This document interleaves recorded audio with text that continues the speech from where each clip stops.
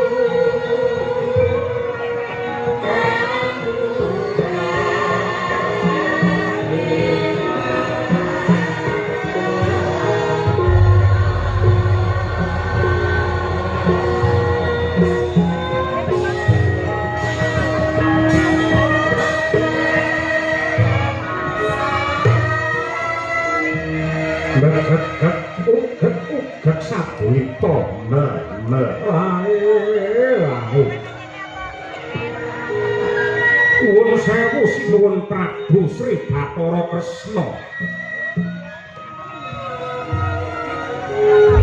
Kula suwun ampun gugup lan gagap nggagapi dhumateng lelampahan menika. Yen sampeyan bingung kabeh wong sak donya niki bakal kelangan kiblat. Yen wong sak jagat niki kelangan kiblat, mesti bakal sasar susur merga ora ana penggedhe utawi piyayi sing kangge gondhelan.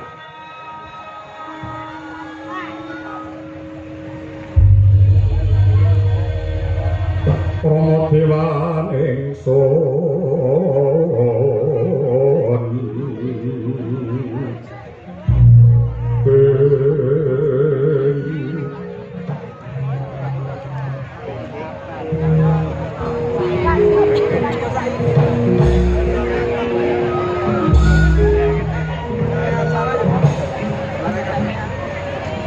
Kyai Semar Badranaya yo mergo aku mikul tanggung jawab dipercaya dadi lantaran rahayune jagat sing nyektine ngeboti rasaku. Wiwit aku ditetepake dadi Pamong Agung, Kresna diwisuda mangka dadi Pamong Agung nalika Pandhawa nganakake sesaji Raja Suya biyen. parandene nganti seprene tansah gagal anggenku ngendhakake marang kamurkan mligine kawingsane para Sata Kurawa. Satemah dina iki pecah perang gedhe Baratayuda Jaya Binangun ingkang nuwuhake pangorbanan nyawa sing semono akehe Kakang. Inggih sinuwun Prabu Ndarawati. Pancen dadi bata ing kautaman pamonge bebener niku ora enteng.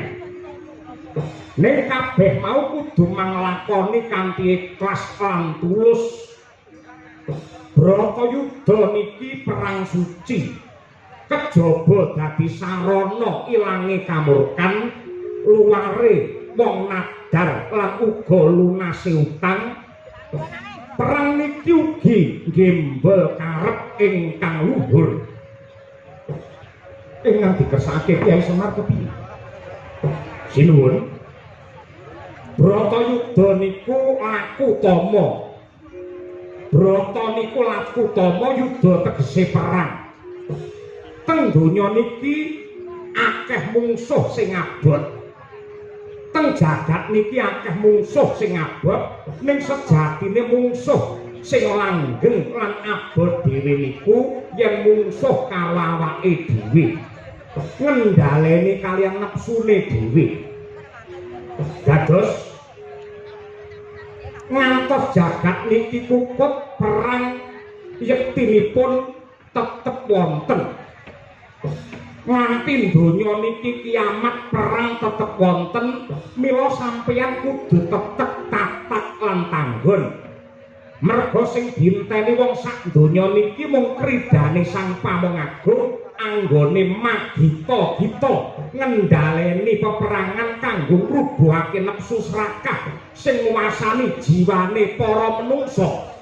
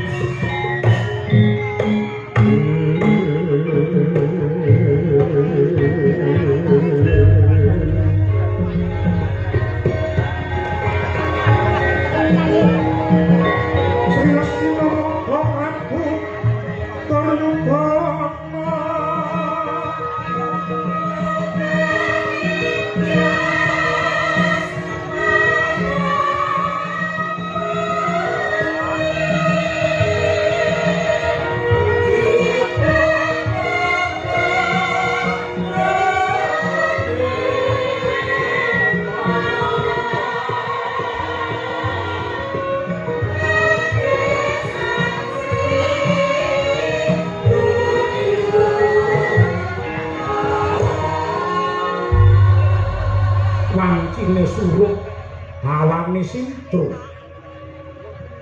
ingkang keprungamung sambat tangis lan lelayu.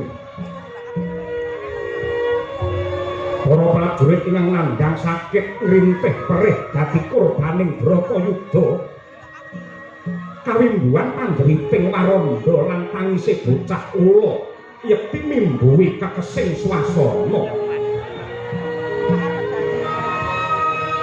Pasanggan Wulu Pitu kawis tinggal sepo sepi asamun. Sanadyan wis kathah nuwuhake pangorbanan parandene datang bisa nyurekake sorote paningal kang pindha macan bingkik memangsang panenggih Sri Ngastina Prabu Duryudana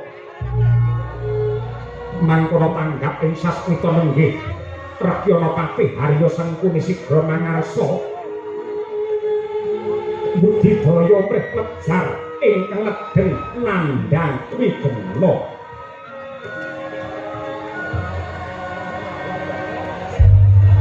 Kumaliyang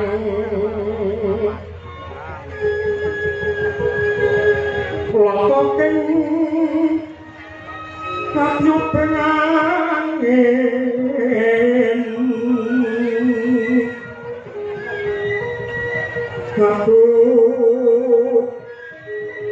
aduh pan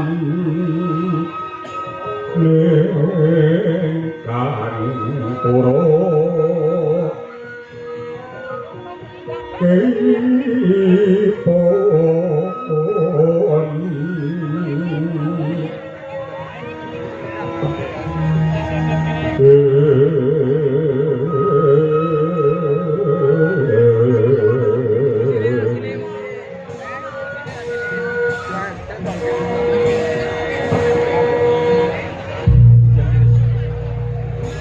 kalon sewu anak Prabu Duryudana monggo kulaturi paring dawuh supados ingkang paman Plasa Jenar saged amatrapaken diri anak Prabu.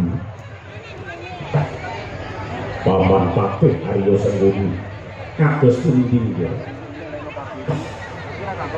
Sampun kathah Senopati prajurit Ngastina ingkang dados korbaning Bedhal Puruseta.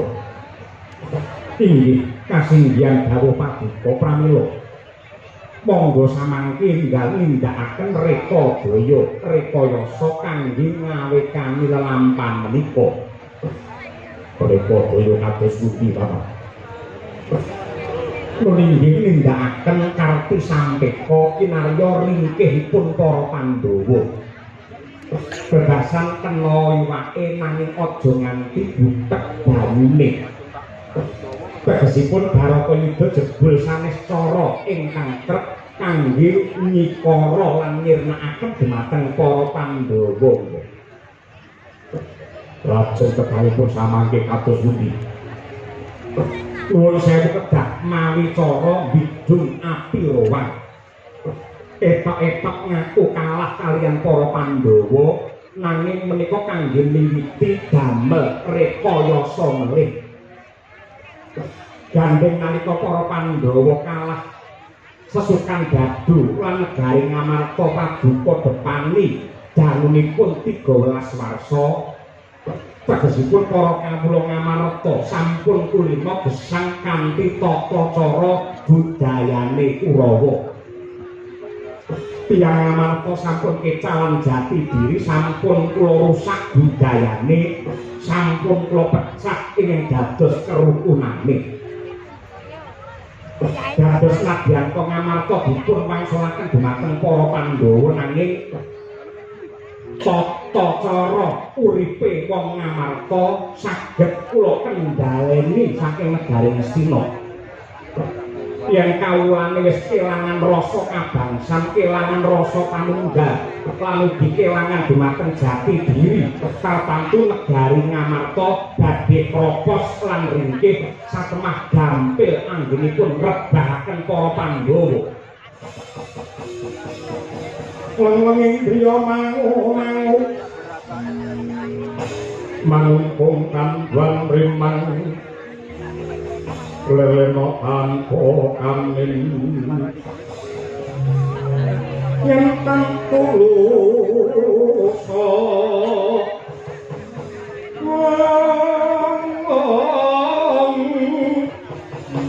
mengkusang diagutama mangkono Srinarendra wis nyolon anggrapo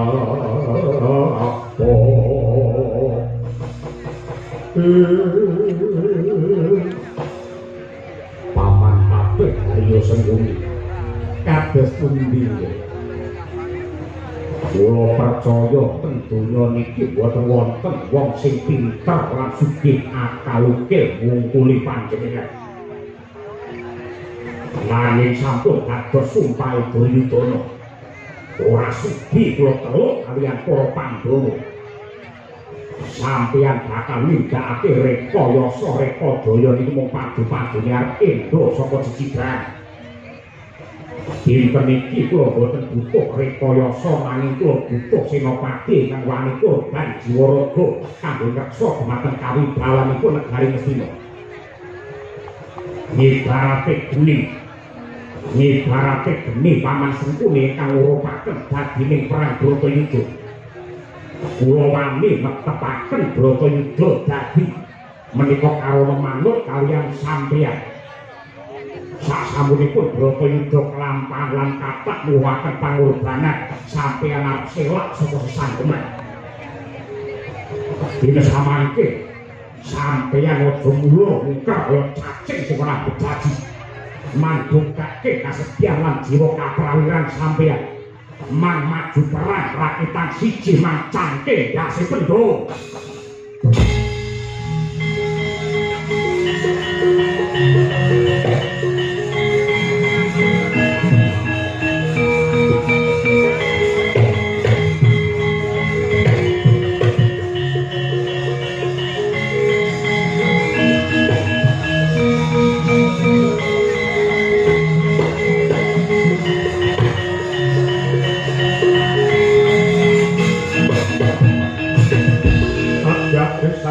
kapiranmu rimangkul kinempet-tempet dosan retnaning bawana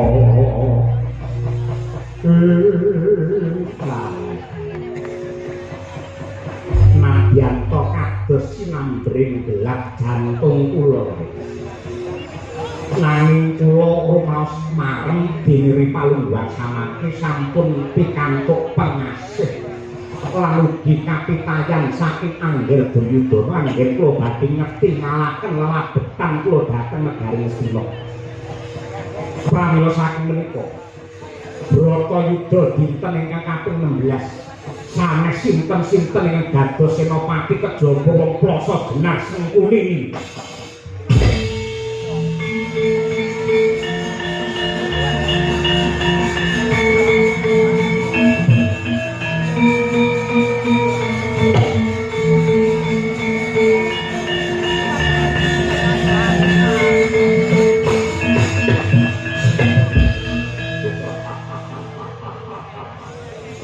lumampah panci pangklong kepapat obor sewu syukur dadi sewu sekepi jumurung paman Sengkuni samangke mang bidal wonten panyutan Tegal Kurusetra mandhukake lamun toh sampeyan duwe kaprawiran sing patut minangka kaca Brenggala ana adyaning Bratayuda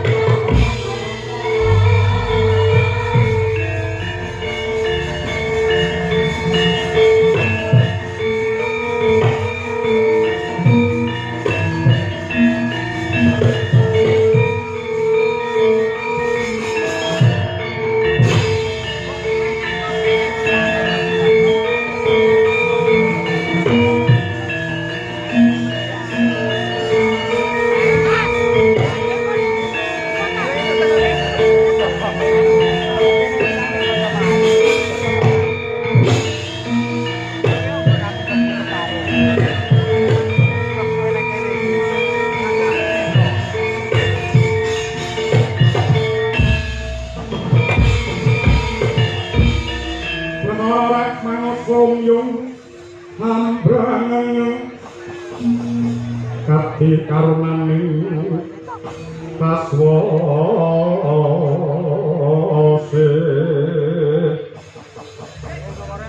neng marga memawatkum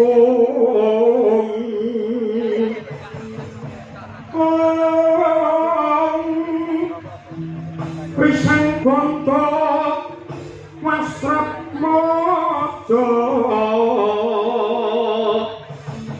leng lalu hanyulati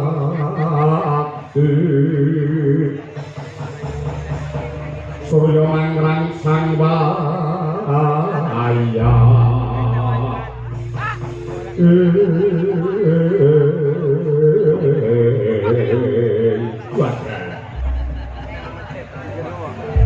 Iwan Sukswati luwih uga paring pepayung pring panjenengan ingsun.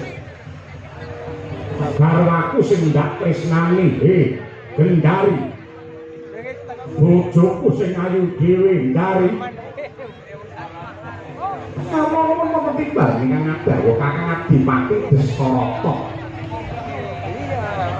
Saka Gajah Hoya aku merintah lawan kowe supaya nuntun lakune Destarata. Mergo aku nandhang Cacanitra, aku nandhang Calana. Aku tuntunan supaya teka ana madyaning Tegal Kurusetra melu nekseni gumlare perang Bratayuda. Iki tekan endi, Ndang? Yen nggih Kakang Adipati. Atur menawa bilih disamangke paduka sampun mapan wonten madyaning Tegal Kurusetra ajeng perang Bratayuda, Kakang. Wis tekan ing Tegal Kurusetra, sing iya. Sing tak epi-epi, sing tak anti-anti, aku mung kepengin ketemu karo adimu Plasa Jenar sing ganteng dhewe, ya kuwi Patih Sengkuni.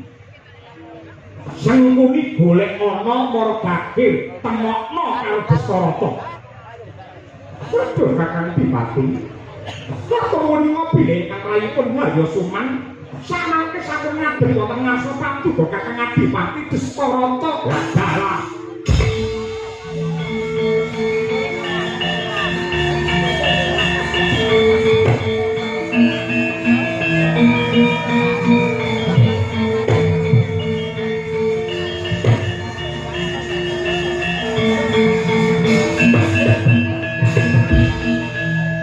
nuwun sewu Kakang Adipati Destarata. Kalilan ingkang rayipun Harya Suman ngaturaken sembah pangabekti marang tuwa-tuwa punjul. Patih Sengkuni wonten dawuh. Perkara baghe dinagih ketemu mburi. Ayo saiki kowe petung karo aku. Nun inggih badhe paring dawuh menapa, Kakang? Kabar sing nyebar warta kang rata jare Bratayuda wis dadi bener. Inggih kasinggihan sakmangke sampun dengkap dinten ingkang kaping 16. Kabare Kanjeng Rama Takanda Sang Mahatma Bisma wis seda. Sampun gugur ing dinten kaping 11. Kabare meneh ya kuwi anakku Panenggak Sidur Sasana ya wis mati. Sampun pejah dipun sirnakaken dening Werkudara. Ratu Ngawangga Karna Basusena Resi Durna kabare wis gugur. Sampun. Narendra Mandaraka Prabu Salya ya wis seda. Sampun. Ing atase wis akeh senopati sing gugurna madyaning Bratayuda, pek Patih Sengkuni isih urip. Ing atase akeh senopati sing gugur madyaning Bratayuda, pek Patih Sengkuni isih urip. Inggih taksih gesang kok iso isih urip? Merga KTP kula seumur hidup. Mila ngapunten kula mboten pejah Kakang Adipati. Aja lawanan. Bratayuda urung makantar-kantarmu babar kaya mengkene iki merga saka ndok racun. kowe sing racun dumadine Bratayuda satemah Pandhawa Kurawa bantah berdak munggah Pancabakar. Sanguni. Apa kowe ra kelingan lakon sing wis kawuri nalika semana gandeng aku ki Caca Netra aku ki uga. Anakku sing cacahe 100 gak pasrahke marang kowe supaya nduk glwenthah sing kanthi becik, nduk tuntun marang kautaman, becik kuwi ndak lan apike kelakuan. Ning nyatane piye malah nduk surung marang Juragan Istan duwe rasa iri dengki jae metake gawen panasten meri pambegan kawan dulure dhewe sing jenenge para Pandhawa. Satemah palungguhan iki Bratayuda dadi merga saka pokapakartine Patih Sentuni. Kowe tak kandhani ya Suman, gatekno kupingmu. Nang donya ki ana hukum sing cacahe 4. Siji ya kuwi hukum kodrat angka 2, hukum adat angka 3, hukum negara ewadene kang pungkasan hukum karma utawa hukum dharma. Hukum kodrat kuwi bisa diniragati jam 12 awan kowe metu saka omah bakal kepanasan srengenge. Ning yen kowe gelem nganggo caping utawa nganggo payung ora bakal kepanasan. Kuwi tegese hukum kodrat. Angka 2 ya kuwi hukum adat. Upamane ana salah sawijining desa nganakake upacara merti dusun minangka tandha syukur marang purbane Hyang Agung kanthi wujude sesaji ingkang amjud ingkung kebo. Gandeng kebo lanang regane delalah para tani padha paceklik uripe, mula kuwi bisa diragati ora kudu ingkung kebo tenan ning untut gedang kae diwenehi sikil saka pring lan sungu saka pring. Wis muni kebo danyange wis ora protes. Angka 3 ya kuwi hukum negara. Saya-saya hukum negara Mestina. Yen ndak ate-ate Mestina ki hukume hukum lading. Lading yen munggah kethung yen mudhun landhep. Nabyata mapan ana dhuwur duwe dosa, duwe keluputan wani grogoti bondo negara, wani nyolong bandane kawula. Nanging gandeng hukum yen munggah ibarate lading ketut ora bakal bisa kejar hukum. Ning mosok baline lading yen mudhun landhep tegese hukum mendheleh lan gawe rekasane kabeh wong cilik. Wis wong cilik omahe ndelik lingguhe diclik dimari ublik yen geger keculik dhisik palandene malah disiksa karo penggede pajeke saya nekak gulu palandene ning dhuwur malah bancaan apa apa.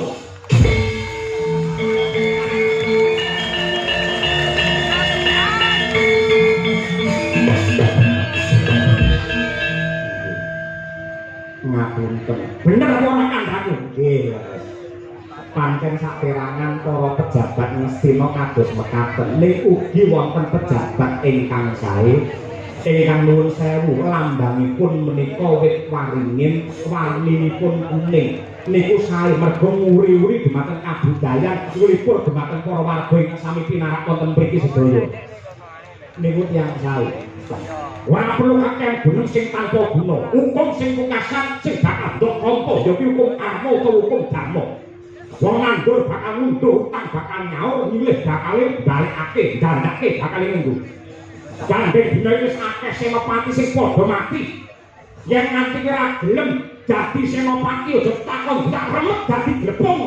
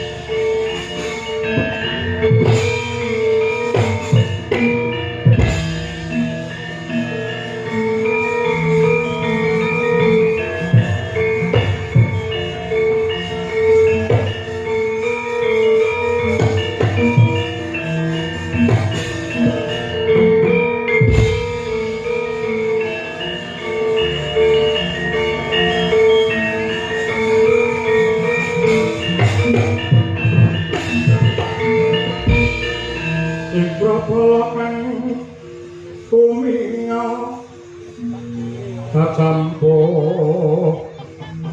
samya medali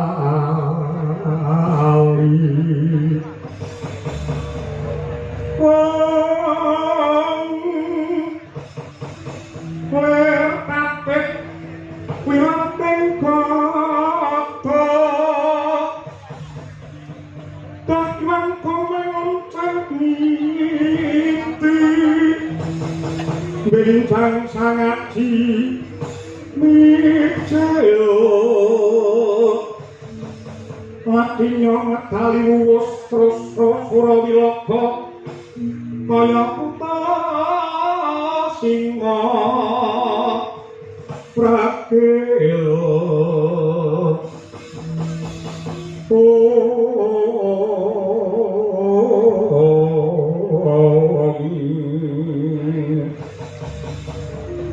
pasti jonggo dendangnya mangambak boyo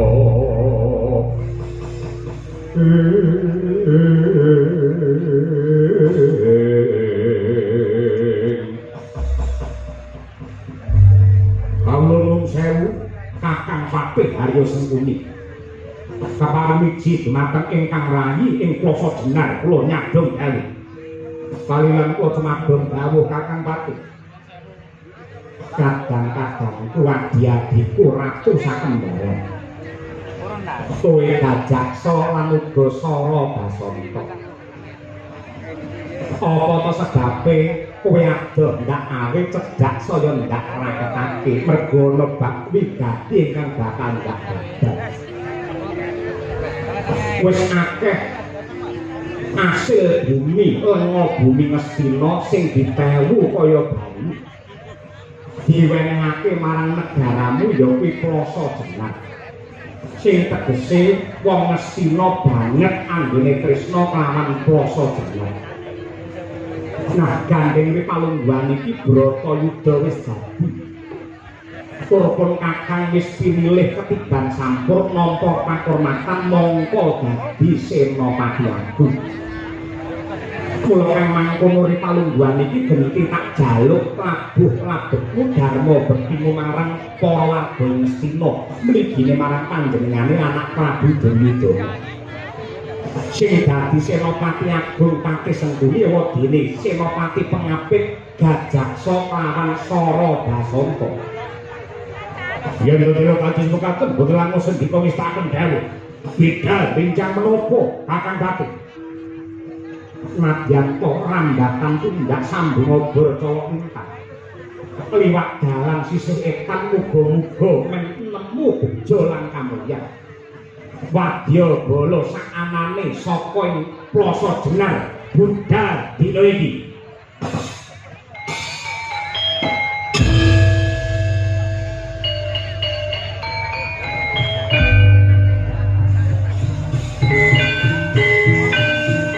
Ya bendhi sawet bae hati makong lanang sederhana.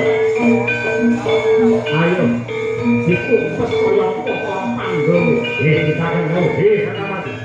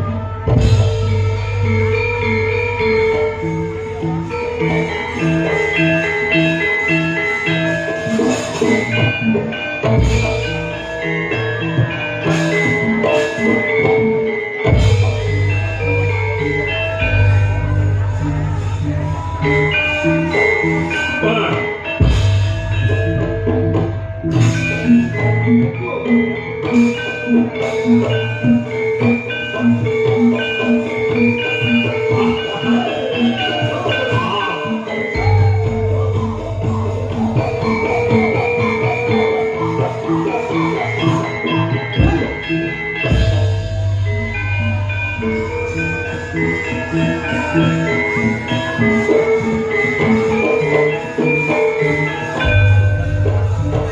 buka, yo.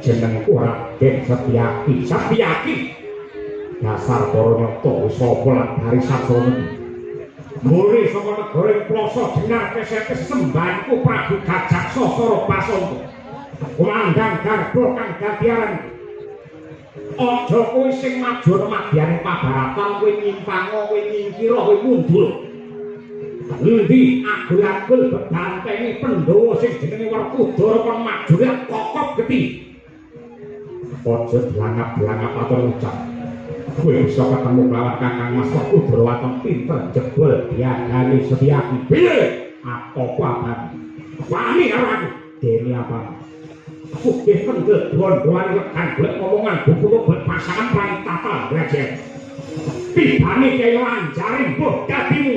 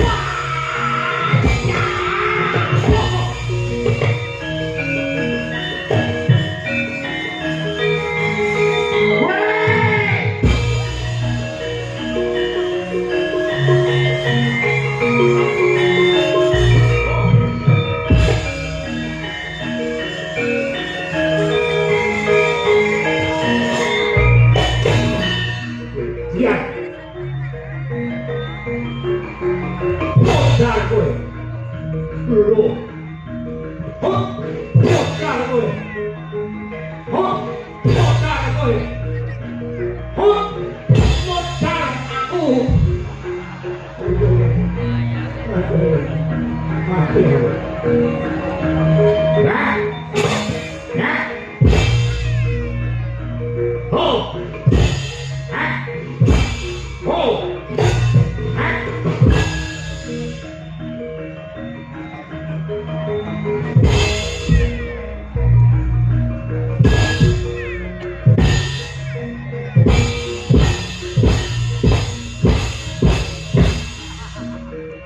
Hebat apa tenang? Apa-apa gue?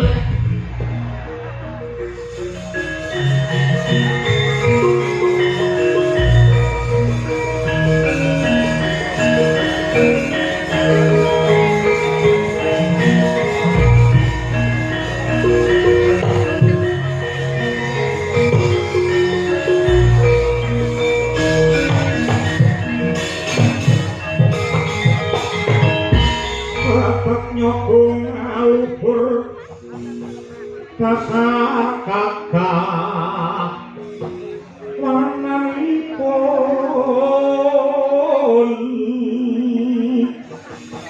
Kanjeng Sri Nopati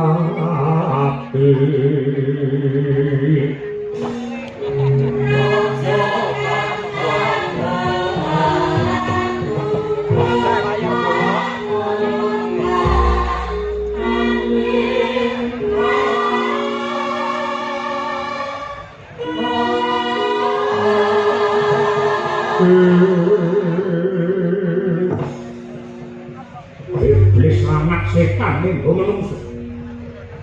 Wadya balaku saka plasa dinar menungso aku wis tiyake parandene dadi godhongan.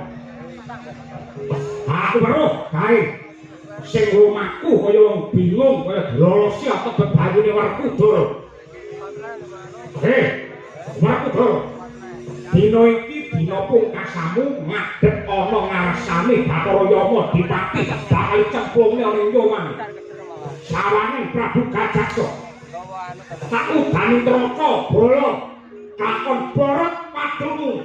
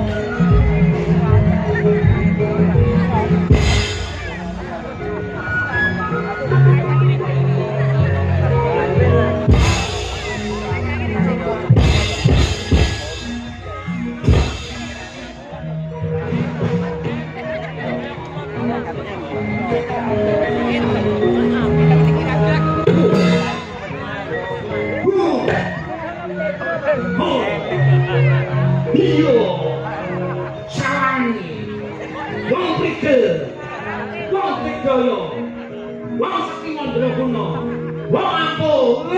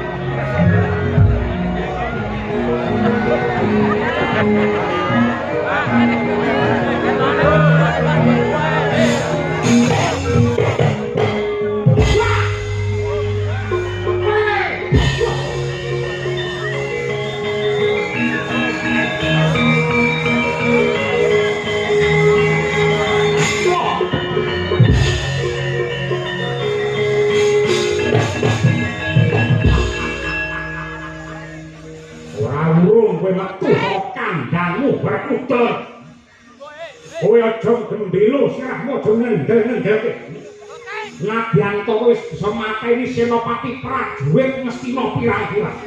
Nek kowe adu arep karo Prabu Gajatsa, ora bakal ana menang. Janji ora enak kedhepake kokop getihmu ora modal derajat apa.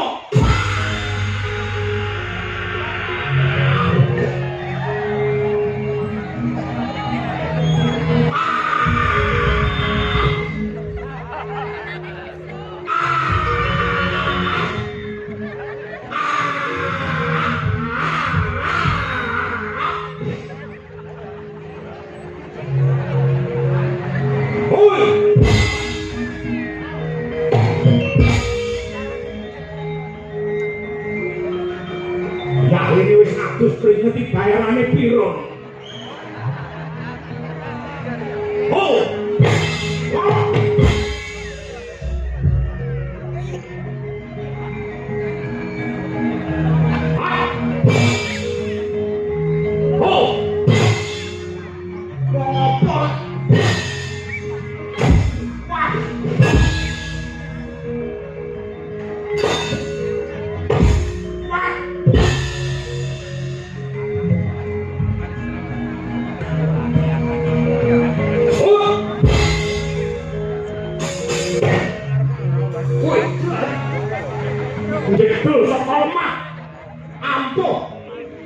Guriku sumur mas. Sol Satria Madangkara Brahma Kumbara. Brahma Kumbara. Iki kakangnya si pedang setan jenenge Mantili.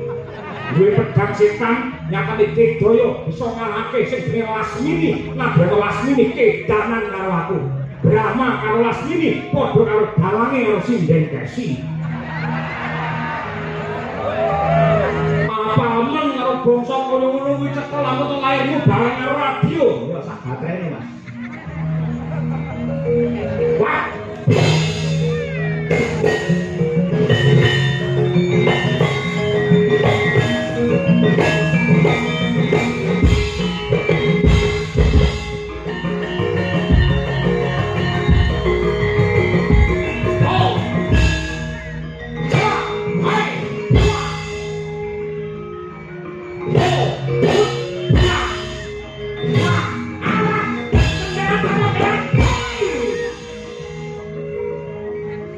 Tibane Jeti Mejet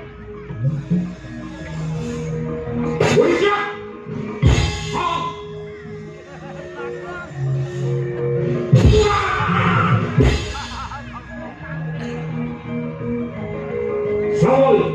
Sumarata. Aku sing tukang lari ning pasar. Anane hilang nyawamu. Suramrata, Jayamrata berbuten aku. Sayuta Mara sakete muri. Ampikan kaya wong dana, rebutan kaya menjangan mati. Ora bakal digrek wuluku sawembo. Maju para ngaso, lakon mati dening kowe, aku. Nggih. Maju para ngaso, lakon mati dening kowe, aku. Wale mati dening aku, kowe. Pancen tak balik. Aku perang bunuh diri. Bek ngono. Nanti bangi omah ya doyak kredit ae. Rongkong mbok wis. Apa iki kerap pancen ngono. Oh. Gendi. Gendi. Sira. Ping 3, gendi kowe kok ping 3. Yo. Lah. Pecah. Ora apa-apa. Hah? Pecah. Ora apa-apa. Pisang tas. Singkar sinak. Ora apa-apa. Ampun tenang kowe. Gandeng kowe sekti mandraguna tak domake dadi ratu ingkang bleget dukun dan kaloko besok mati entuk swarga. Aku njaluk pamit. Sing aku ngantem kowe lunga. Ngapa? Iku adate mungsuh tak antem tanganku tangan pecah sirahe mlepek polone sikar merapat sing dadi bathoke. Cangkemmu aja ngono kuwi ta.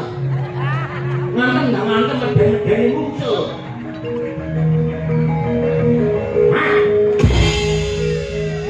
Pecah.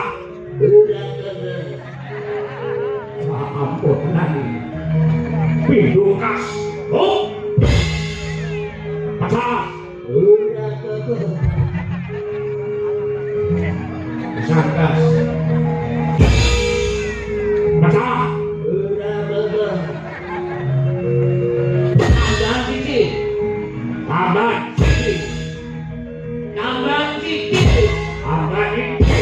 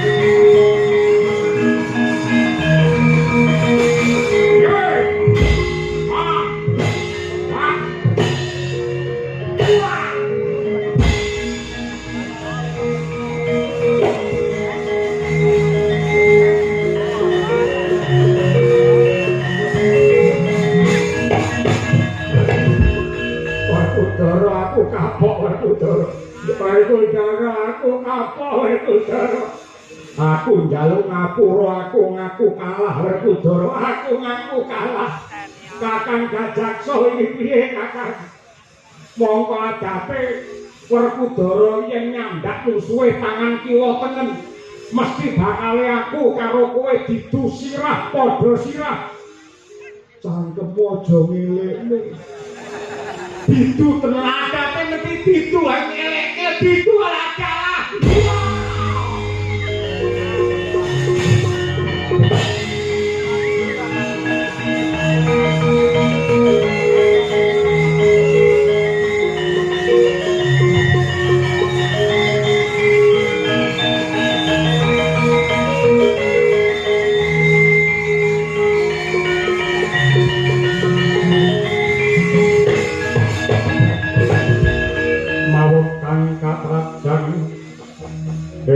Rahana wadya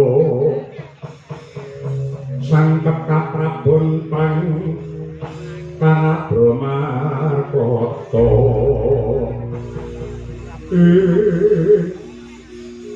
ngrembyak kakehan cacah nyeba kakehan jiwa wadya bala saka plasa jenar kapengkok ing Panca Bayubayane Gemblenjang klebu adiku sakloron gajak sosoro basanta ndak domo ndak gul-gulke parandene malah pecah sirahe kaya mengkono mergo kakrajan kridane Werkudara Werkudara jang gembila sirahmu sawangi Senopati Agung Ngastinapati Harya Sengkunu kowe menang karo Harya Sumana sembah sak cinderabanmu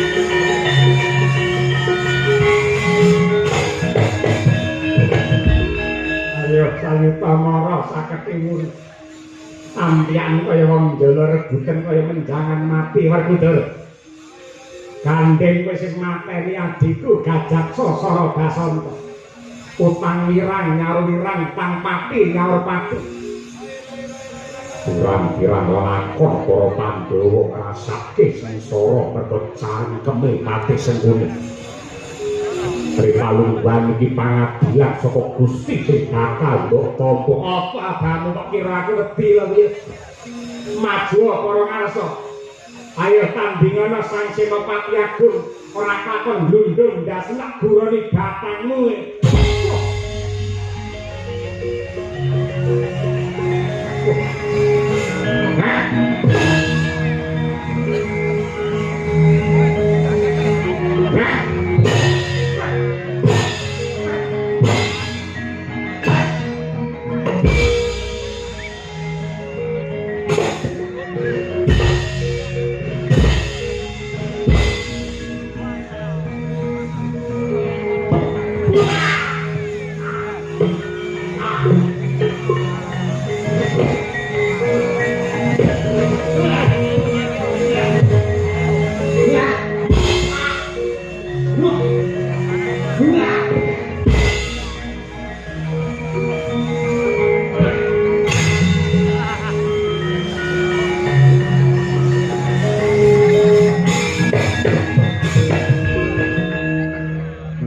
petungmu Sengkuni mesti mati nyatane sawangen ora mati aku isih urip merga saben-saben aku mati mesti tak golekne korek tak sumetne terus ngerokok kedal-kedul sawangen Werkudara kecilik Sengkuni isih urip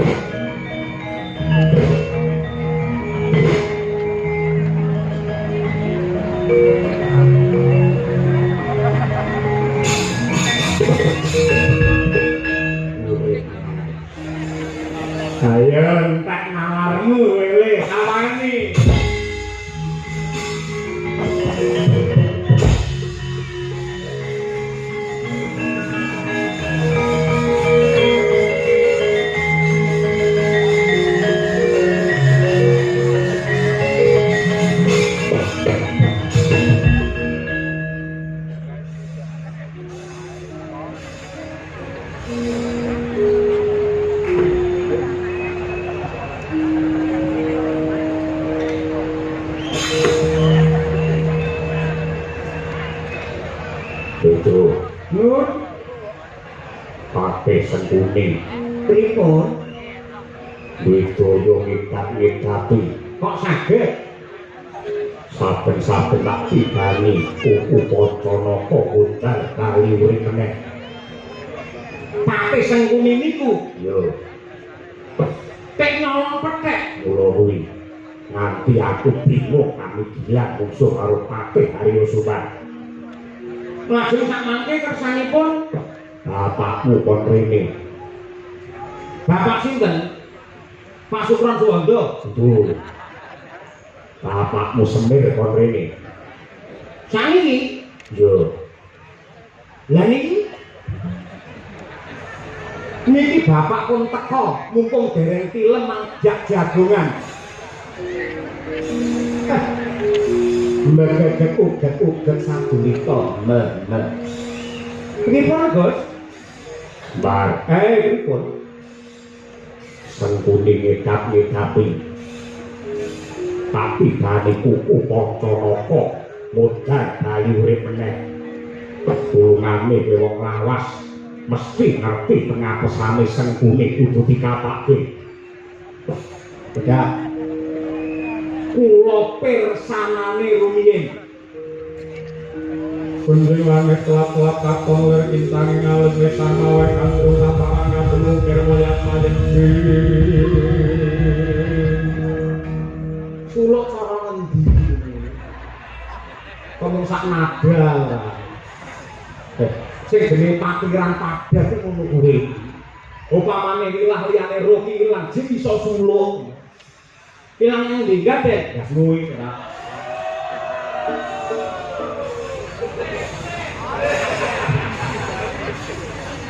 Ndara Bima, apa?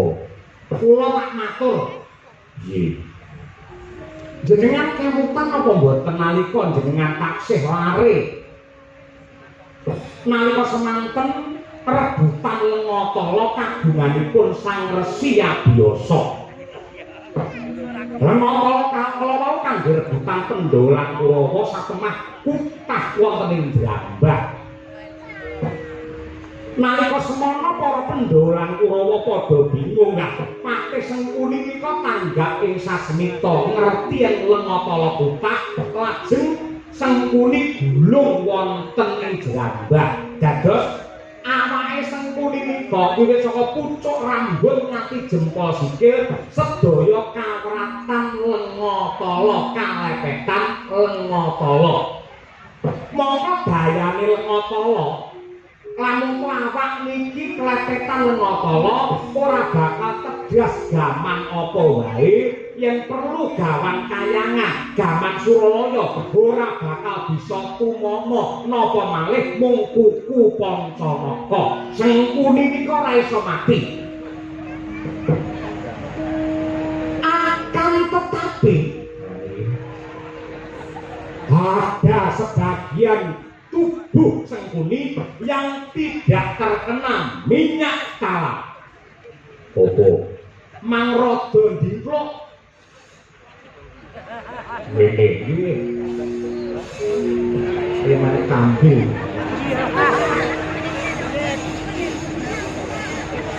Ada sebagian yang tidak terkena minyak kala. Wonten sanes kejawi Bubur yopo Cantoko yopo Madidan yopo Sirik Wakon geniku mati bani kuku Kacamata Pancanaka Ponton Kliwon legi Waton nggih niku mati bani kuku sampean pek Sengkuni ora mati kula mang seneni omong mau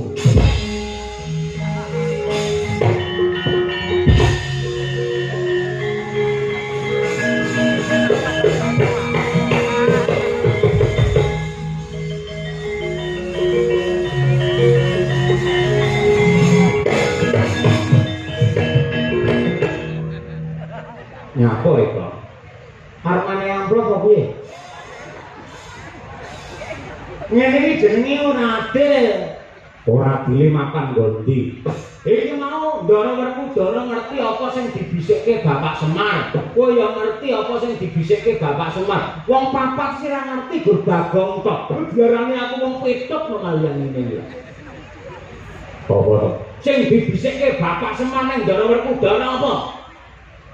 Kuwi ngelmu dhuwur ngelmu luhur. Yen pengko ora siap nampa karo iki iso kowe malah salah kedaden dadi buta kaya Sukesa kae.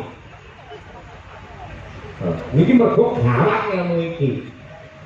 Ora usah gawat-gawatan lah. Jenenge gawat apa napa kena diragati, kena disarati. Sing penting kupingku krungu, rombongan ra krungu dhewe ini amale bingung. Sing dibisikke Ndara ning Ndara Werkudara saka Bapak Semar. Jerdasuki mawa biya. Tegese lakone Pandhaka kudu mawa pangorbanan. Oke, maknane waton kowe gelem ngetokke dhuwit 200 tak bisiki. Kowe karo dulur hitungan men, ora hitungan men barokah. Kabeh kudu ana duwite, ana pitukane, ana mahare. Oh iya. 200 iki anyar. Ikhlas lahir batin. Ya, tak bisike kowe. Heeh. Mangke eling-eling ora? Ora sah ora. Minggu om remok. Oke. Dirungokne ya. Oke. Sing dibisike Semar. Karo utur mau. Ora ono liya kejaba. Sile.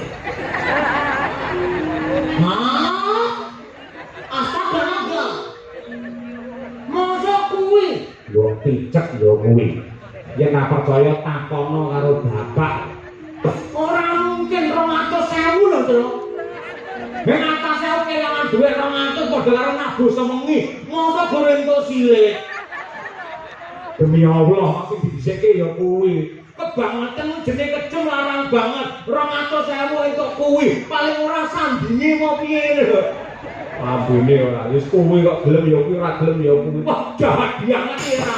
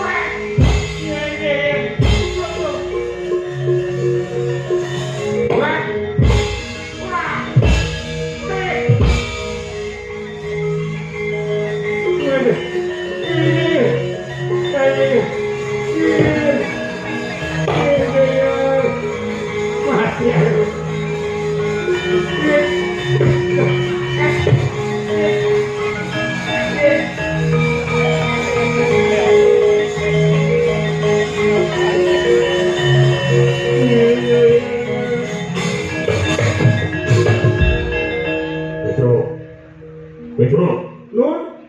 Wah, sing ngendi? Ya ampun, gede tua anak wis 3 mosok raruh samane. Ya ora ketok nih jari ini masih sithik mriko sik. Niki mang kantukne teng ndase sembunyi. Nah. Lah niki hidup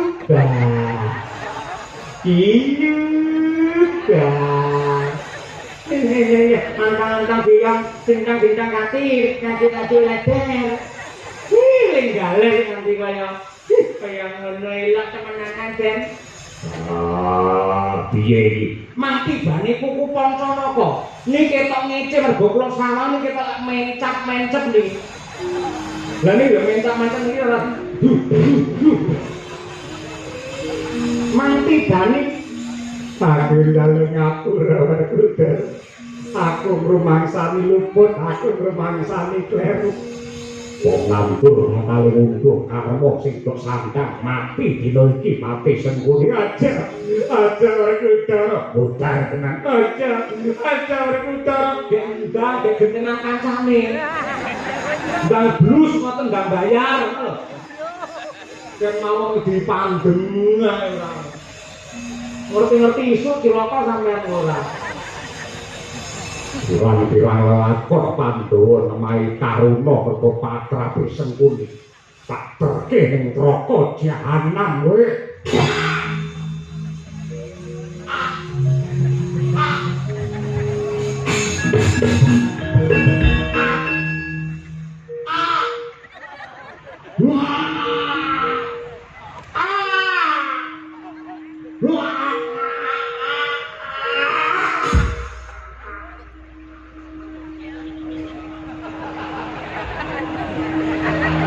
Aku sapa ndak diabone aku ta? Ora nengane ora. Diambu dhewe. Edan. Bagong. Non. Rene. Anjen apa? Udah kena. Orang sakne kabeh putih.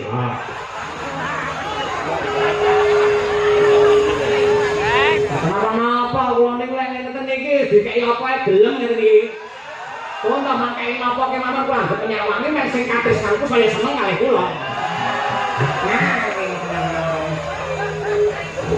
Mandungake ya kula saking amal Dawarma.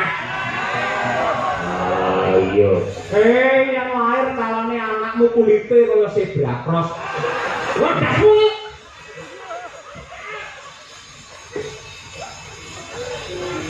Enten napa nek gunjul ngoten enten napa? Iki.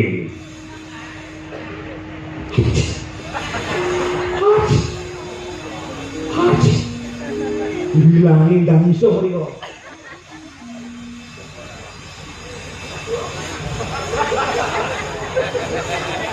Kuwi apa? Mosok Ratu Ndorowati. Ngapa? Kena ambune silit. Saedan ndang iso.